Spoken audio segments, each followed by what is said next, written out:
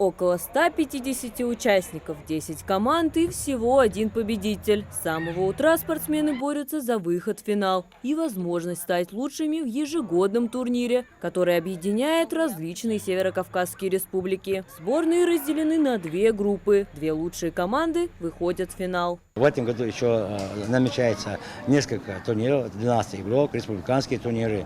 На футбольном поле исключительно позитивная атмосфера. Для футболистов это не просто возможность забрать кубок, но и приятно провести время, занимаясь любимым делом. Хабиб Батаев из чеченского села Валерик с детства увлекается этим видом спорта. Он говорит, в селении у них каждый второй умеет играть в футбол.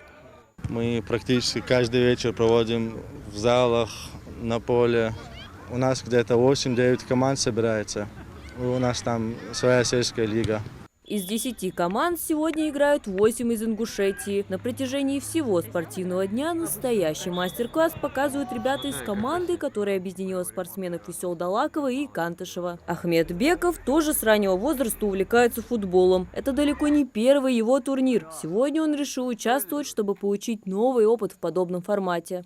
Опыт есть. 8 на 8 формат. Что чемпионат футбола уже обычно 11 игроков. И опыт есть.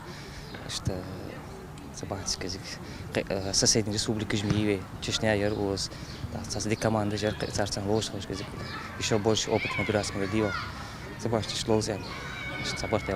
В последние годы в стране и республике уделяется большое внимание развитию спорта. Свой вклад вносят обычные жители, а также организации, готовые поддержать активный образ жизни различными способами. Это большой вклад в воспитание здоровой нации. Хотелось бы, чтобы молодежь были приспособлены.